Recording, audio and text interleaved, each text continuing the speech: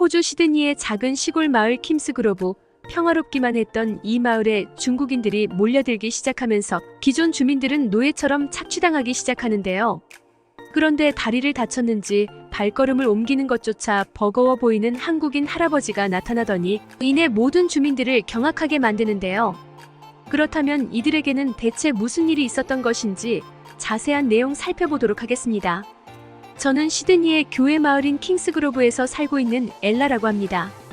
조용하고 한적한 시골 마을이었던 저희 마을은 모든 주민들이 평화롭게 살아가고 있었는데요. 물론 평균 연령이 높아서 저 같은 젊은이들이 살기엔 조금 심심한 곳이긴 하지만 여유롭고 한적한 삶을 추구하는 제게 이곳만 한 곳도 없었죠.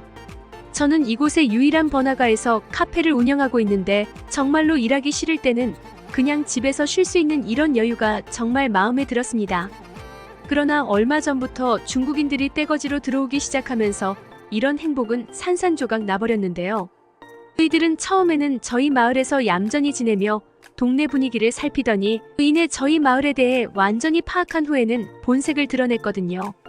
중국인들은 단체로 몰려다니면서 동시다발적으로 저희 번화가를 공격하기 시작했는데요. 중국인 몇 명은 가게 주인과 대화하는 척하며 정신을 쏙 빼놓고 몇 명은 가게 주위에 약물을 숨겨뒀는데 나중에 와서 가게에서 약물이 발견됐으니 경찰에 신고하겠다는 식이었죠. 그들은 당황한 저희에게 감옥에서 평생을 썩고 싶지 않으면 자신들이 하고 있는 사업을 도우라며 협박했는데요. 시드니 중심에 있는 자신들의 아지트에 약물을 배달하고 오라며 상납금을 꼬박꼬박 내줘야겠다며 각종 불법적인 일에 저희를 끌어들이며 돈까지 갈취해갔죠. 아마 그들은 시드니 등의 여러 도시 중심부에 있는 자신들의 아지트로 약물을 배달하기 위해 한적한 저희 마을을 경유지로 삼은 모양이었습니다. 어쨌든 저 또한 그들에게 당한 피해자 중 한 명으로 그들의 말에 홀려 각종 불법적인 일에 강제로 가담해야만 했고 정신 차려보니 저는 정말 점점 더 깊은 수렁 속으로 빠져들어가고 있었습니다. 빠져나오기엔 그들에게 이용당해 가담한 일들이 너무 많아서 경찰에 알릴 수도 없었죠. 심지어 옆 가게에서 술집을 운영하고 있는 친구는 저보다도 더욱 가혹하게 시달려야만 했는데요. 그는 급기야 극단적인 시도까지 할 정도로 정신이 피폐해진 모양이었습니다. 다행히도 그는 목숨은 건질 수 있었으나 얼마 안가 아무에게도 알리지 않고 평생을 살아온 마을에서 도망가 버렸습니다. 이렇듯 그나마 번화가에서 가게를 운영하며 마을을 활기차게 만들던 젊은 사람들이 다들 마을을 떠나거나 중국인들에게 협박당해 착취당하니 점점 마을의 유일한 번화가도 생기를 잃고 시들어갔습니다. 말 그대로 마을은 점점 죽어가고 있던 것이죠. 저만 해도 중국인들의 불법적인 심부름에 동원되느라 카페를 거의 열지도 못했으니까 말이에요. 그러다 한 번은 초이라고 불리는 한국인 할아버지 한 분이 제 카페에 들르셨습니다. 이 할아버지는 매일 제 카페에 들르시는 할아버지셨는데 초이 할아버지는 제게 꽤나 특별한 존재입니다. 그는 한국군 소속으로 베트남전에 참전하신 전쟁 영웅이셨고 베트남전 이후 한국에서 일을 하시다가 제가 태어나기도 전에 호주로 넘어와 일을 하셨다고 했습니다. 공교롭게도 제 친할아버지 또한 호주군으로 베트남전에 참전하셨는데 제가 어렸을 적 할아버지께 호주군 다음으로 누가 용맹했냐고 여쭤보자 할아버지는 고민조차 안 하시고 주저없이 한국군을 꼽으셨을 만큼 한국군의 용맹함을 높게 평가하셨죠. 할아버지께서는 한국군은 마치 지옥에서 온 군대처럼 보였을 정도로 한 번 문 상대는 절대로 놓아주지 않았는데 또 몹시 전술적이고 똑똑한 전략을 통해 베트남전에서 엄청난 공적을 올렸다며 입에 침이 마르도록 한국군을 칭찬하셨습니다. 그래서 저는 자주 베트남전 참전 모자를 쓰시는 초이 할아버지께 늘 깍듯이 대하려고 했죠. 하지만 초이 할아버지는 정말 친해지기 쉽지 않았는데요. 그는 매사에 불평이 많으셨거든요. 내 이름은 초이가 아니라 최야. 왜 아직도 제대로 발음하지 못하는 거야? 엘라, 왜 어제는 카페를 열지 않은 거야? 젊은 사람이 성실하게 살지 못하고 쯧. 평소에는 베트남전 참전 용사신 초이 할아버지를 존경하는 마음에서 어떤 잔소리를 하시든 잘 받아줬던 저였지만 지금의 제게는 그럴 만한 여유가 없었습니다.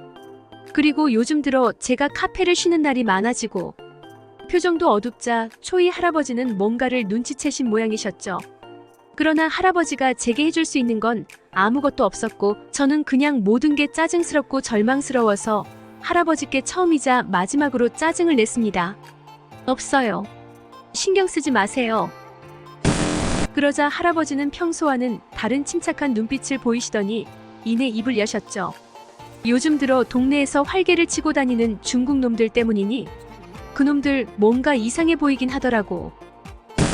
저는 화들짝 놀라서 할아버지를 쳐다봤고 할아버지의 뭔가 꿰뚫고 있는 듯한 눈빛에 압도당한 저는 그 즉시 카페 문을 닫고 홀린 듯 할아버지께 그동안 있었던 모든 일들을 털어놓기 시작했습니다.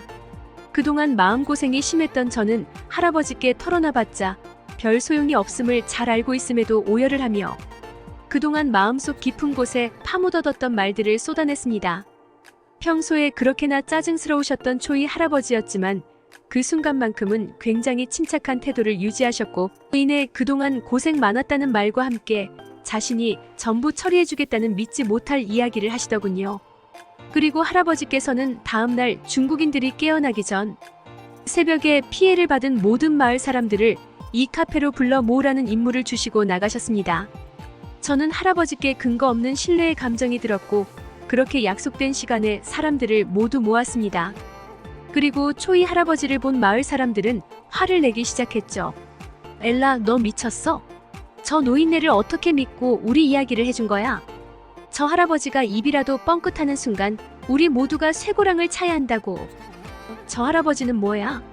다리도 절고 제대로 걷지도 못하는 노인네가 어떻게 우리를 도와줄 수 있단 말이지? 말로만 짓거릴 생각이라면 당장 집어치워. 그러나 이런 격양된 반응에도 초이 할아버지는 눈도 깜짝하지 않고 충격적인 말씀을 하셨습니다. 나는 한국군의 부사관으로서 베트남 전쟁에 참전해본 경험이 있습니다. 큰 전략은 참모들이 짰지만 실제 전투에서 통용되는 세부적인 전술은 전부 내가 도맡았죠. 내 경험상 중국 놈들은 내가 상대했던 베트콩 게릴라 군과 특징이 유사합니다.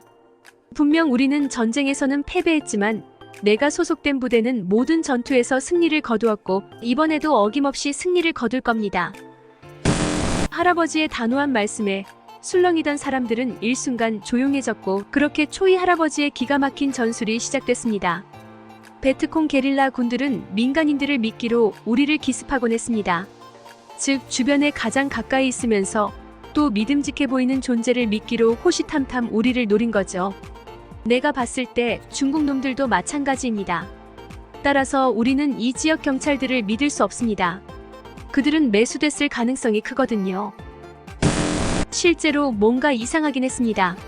아무리 도시 외곽의 작은 마을을 담당하는 경찰이지만 이렇게 중국인들이 대놓고 활개를 치고 다니는데 경찰이 이들의 범죄를 모를 리가 없거든요.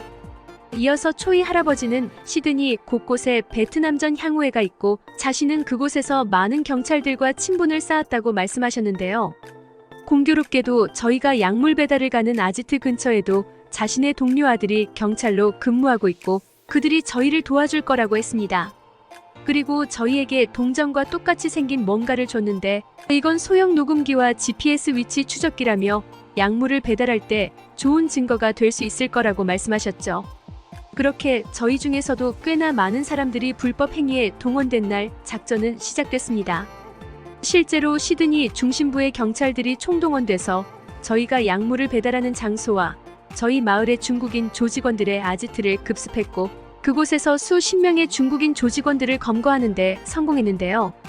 또한 중국인들의 지시가 녹음된 증거자료와 할아버지가 개인적으로 수집한 사진과 영상들까지 증거로 채택되어 중국인 조직원들을 일망타진할 수 있었죠. 다행히도 저희의 그간 협박에 의한 어쩔 수 없는 협력은 정상 참작되었고 마을 사람들에게 불이익이 가는 건 없었는데요. 중국인들은 의리도 없는지 자신들과 연루된 저희 마을 경찰들까지 싹 다 불어버리는 바람에 저희 마을의 부채 경찰들까지 전부 감옥으로 가게 됐습니다. 초이 할아버지는 말 그대로 모든 것을 꿰뚫어보고 계셨던 것이죠. 만약 저희가 더는 못 버텨서 마을 경찰들에게 사실을 털어놓았으면 어떻게 됐을지 정말 상상만 해도 심장이 떨리네요. 또한 초이 할아버지와 개인적인 친분이 있다던 시드니 중심부의 엘리트 경찰은 그저 민간인일 뿐이었던 할아버지를 보자마자 경례를 하는 것을 보니 할아버지의 베트남전 공적은 아주 대단했던 모양이었습니다. 어쨌든 저희 마을의 영웅이 된 초이 할아버지는 이전의 매사에 불만이 많은 짜증 많은 노인네의 이미지를 완전히 벗어버렸는데요. 그리고 이날의 승리를 축하하기 위해 모인 자리에서 초이 할아버지가 살아온 인생에 대해서도 알 수 있었습니다. 초이 할아버지가 베트남전에 참전하신 이유는 참전 지원금을 받아서 가난해서 밥도 제대로 못 먹던 가족들을 먹여 살리기 위해서였는데요. 하지만 할아버지가 베트남으로 가셨을 때 그의 가족은 추운 겨울철 연탄가스 중독으로 일가족이 전부 세상을 떠나버렸고 그렇게 혼자 남겨진 할아버지는 한국에서 늘 겉돌기만 했다고 합니다. 그래서 호주의 비자 요건이 완화되자마자 홀연히 호주로 떠나왔다고 했죠. 그가 처음 호주에 왔을 때는 친구도 없고 인종차별도 굉장히 심해서 엄청난 고생을 해야 했고 영어도 못해서 친구를 사귈 수도 없었다고 했는데요. 그렇게 늘 혼자였던 할아버지는 사람이 그리워서 누구라도 좋으니 사람과 말 한마디 해보고자 되는 대로 말했던 것이었고 저희 입장에서는 그러한 말들을 불평이라고 생각했던 것이었습니다. 그리고 다들 불만이 많아 보이는 할아버지와 대화하는 걸 꺼려하고 피해서 할아버지는 그나마 말을 받아주던 제 가게에만 찾았던 것이었죠. 제가 카페를 열지 않는 날에는 할아버지는 하루 동안 말을 단 한마디도 못하고 혼자 계셔야만 했기에 그렇게 제게 투정을 부리신 거였습니다. 할아버지의 슬픈 비밀에 저희 모두는 눈물을 흘렸지만 지금의 할아버지는 저희 마을의 영웅이시고 친구도 굉장히 많이 생기셨습니다. 초이 할아버지는 알면 알수록 정 많고 착한 분이라 요즘 저희 마을의 굉장한 인기 스타신데요. 정말 할아버지가 오래도록 저희 마을을 지켜줬으면 좋겠습니다. 한국인 할아버지 덕분에 중국인들의 착취에서 벗어날 수 있었던 호주 마을에 대한 사연이었습니다. 여러분들의 구독과 좋아요, 알림 설정은 영상 제작에 큰 힘이 됩니다. 듣기 주셔서 감사합니다. 오늘의 영상은 이게 전부입니다. 모두가 건강하길 바랍니다.